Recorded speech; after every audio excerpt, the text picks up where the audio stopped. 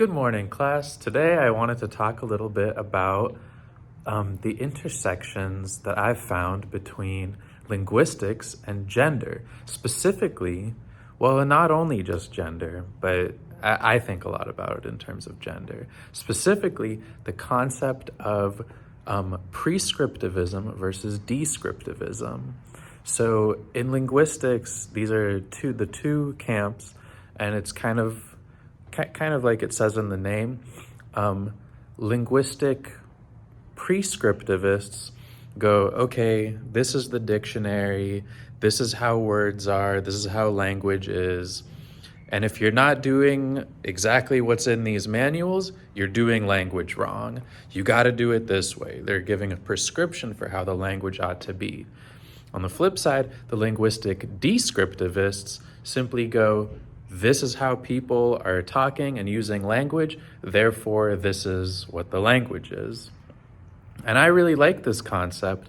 I suppose neither one is technically wrong. They both have their uses, but I'm definitely more so in the descriptivist camp.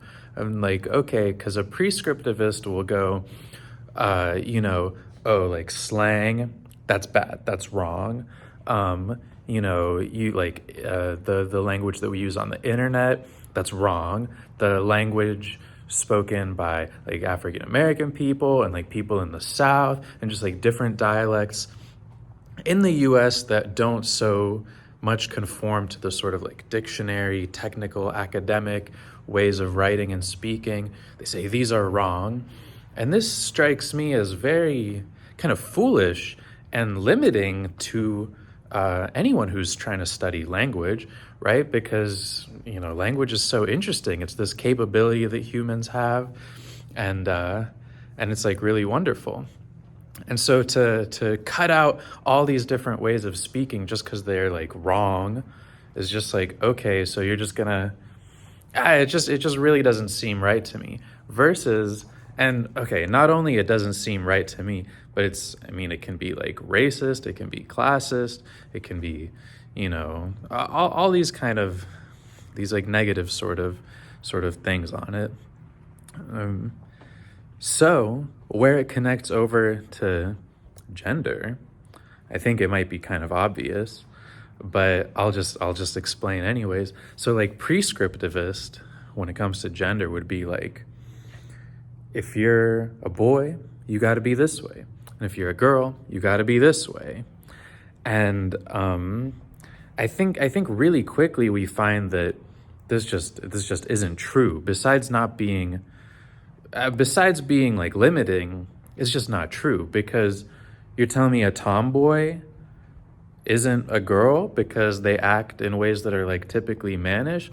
No, it's interesting. We even have the term tomboy to describe such a person, or like a sissy, or like whatever, for a boy who's acting girly or something. But so I really don't like that. Obviously, me and my whole non-binary transgender self, I'm not going to be down with, oh, you were born this way, you have to be this way. Or just like we think that you're a boy, so you have to act in these boy ways. It seems very, very silly to me. Versus like descriptive gender, where it's like, okay, like this person is acting this way, I guess that's what masculinity or femininity or androgyny or whatever means to that person. And that's pretty cool, I think, because it lets us kind of get to that gender liberation thing where we're not, like there's like gender abolition, which is like no gender. And, I'm kind of, I like the idea there, but also like, I don't know, gender, it could be nice, whatever. Gosh, but so like the gender liberation of it all is like, okay, like we could have genders, but they don't need to mean so much. I could be a boy or a girl and I could like do whatever I want to do. And, you wouldn't say, oh, stop acting that way. You're a boy, but you're acting like a girl. And that's bad and that's wrong because you're a boy, so you should be a boy. You feel me? So we can get rid of all of that and be descriptivists and go, okay, this person is a girl, but they're out there playing baseball, whatever it is. I don't know, baseball. First thing I thought of that men do.